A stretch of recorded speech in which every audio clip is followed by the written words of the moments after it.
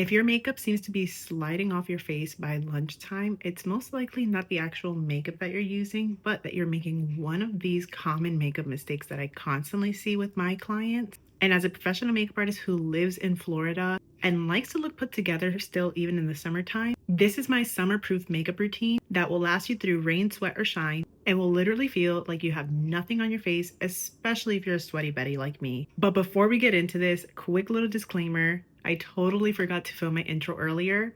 So yes, this is a different eyeshadow look than what we did in the video, but this is still the same face makeup. So just keep that in mind while you watch. Which, by the way, if you want to learn how to do this eyeshadow look, make sure that you follow me on Instagram. I'll be sharing that really soon. And let's get into the top mistakes that you're probably making for summer makeup application and how to fix them. So I know this is going to be a super unpopular opinion, but I personally am not a fan of makeup primers year round, but especially during the summer.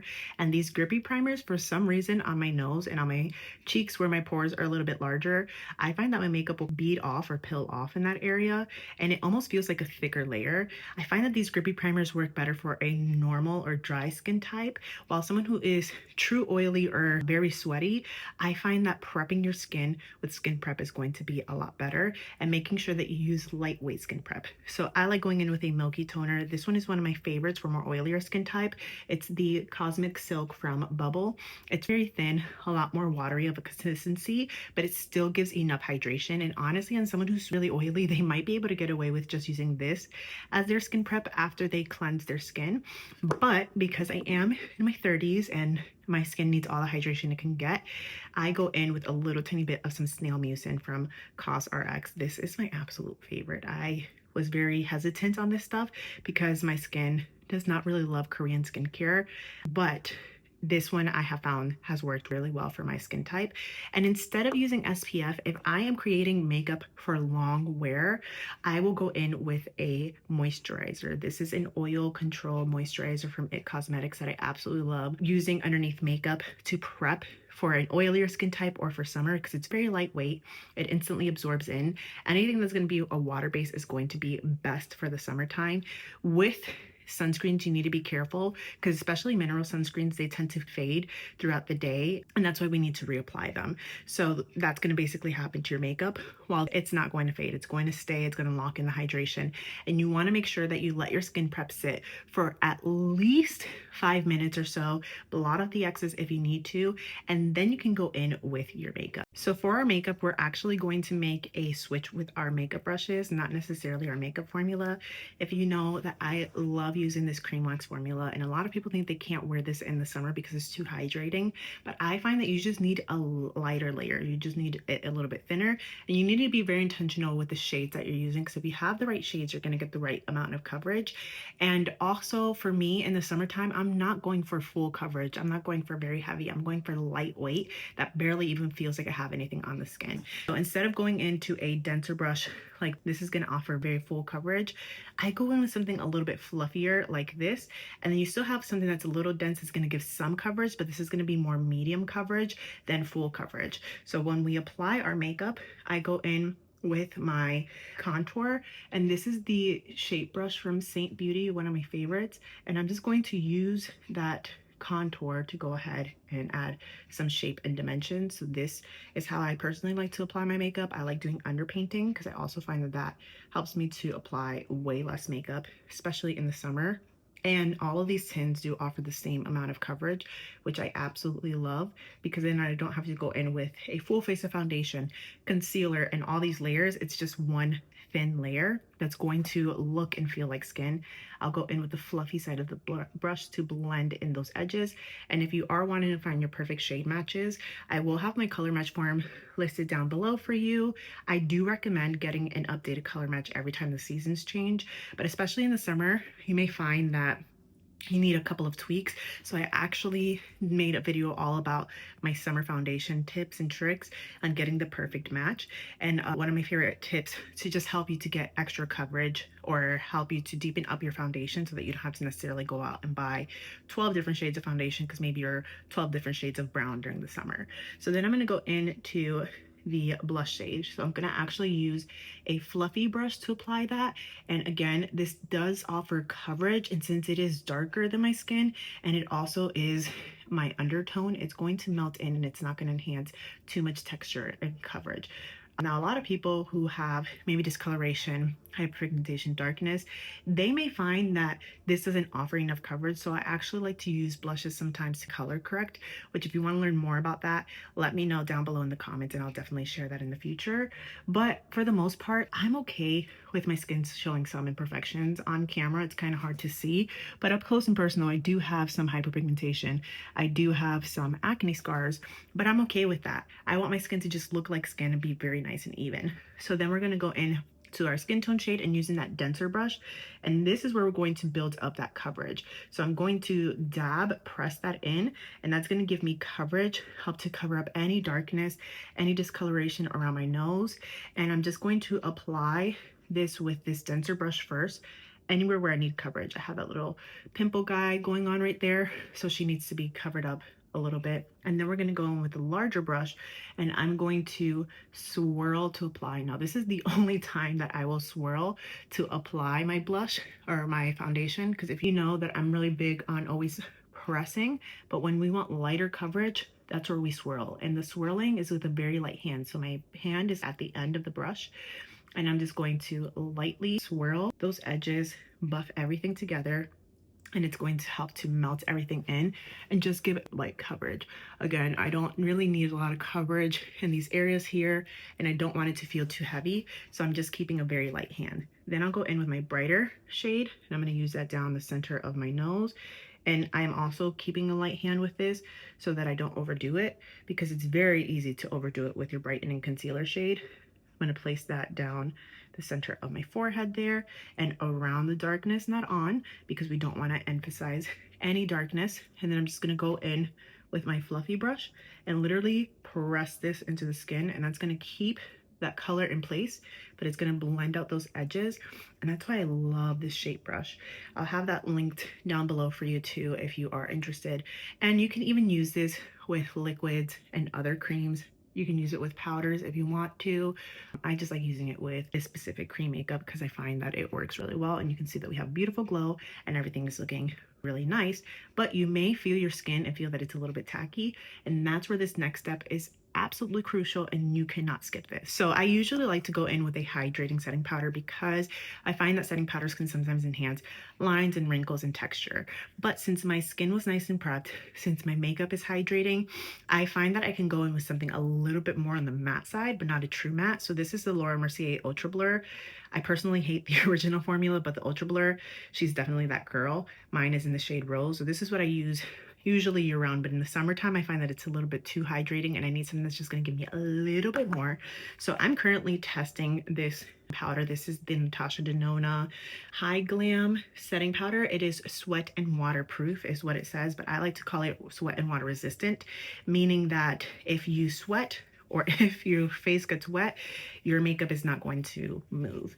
I think when you think proof, that means that you're not going to sweat or water can't get on it, but in reality it's just that it's not going to budge if that ends up happening. So I'll pick up some with my powder puff and I'm going to tap that into my skin, and I make sure that I do a very thin layer. This is the key whenever you're using something a little bit more matte. And honestly, I find that this setting powder is not super crazy matte either. I think that it is a little bit of a soft glow. I need to look at the ingredients to see if it is talc free. Let me see really quick. I don't see it being talc free. It is mineral oil free, but nothing about talc free. UV filter free. No talc free on here. So maybe it does have talc. I'll have to look at the ingredients. But a lot of times whenever you use mica instead of talc or talc, whatever you want, however you want to say it, I find that it can give the skin a little bit too much of a glow.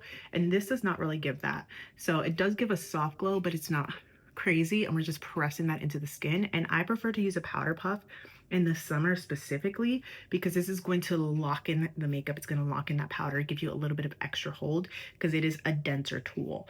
So the denser your tools, the more hold you're going to get. And then we're going to go in with a setting spray. So I'm actually currently testing out all of the Milani setting sprays because I want to see which one is truly the best. Starting off with the original, they came out with 2 other new ones. So that's why I want to test them out, see which one ends up working best for my skin type. So I have oily combination foundation skin. And this one has always been a tried and true. I do like this for more drier skin types and maybe more mature skin. It does give a little bit of a glow, but it's not crazy greasy, and it will make your makeup last, which I love. So we're gonna go ahead and spray that onto the skin, and we're gonna drench her real good. And now I usually would do what's called my setting sandwich, where I use a hydrating spray first and then a setting spray, but I find that this is hydrating enough where I don't necessarily need to go in with a hydrating mist. This is gonna do plenty to basic melt down my powders, because that's the reason why I do my setting sandwich the way I do, where I do powder first, hydrating mist, setting spray, and then a thin layer of setting powder. So we're gonna make sure that this is 100% dry before I apply my setting powder layer to finish everything off, because that's gonna lock everything in place. Now, depending on how much setting powder you actually use to start with is whether you need to pick up a little tiny bit more of your setting powder for the setting sandwich. So again, you want to make sure that your setting spray is 100% dry, because if not, it's going to make your makeup really cakey and it's going to emphasize lines and texture. So I tap off the excess in the palm of my hand, and we want just a little tiny bit of powder. We don't want too much.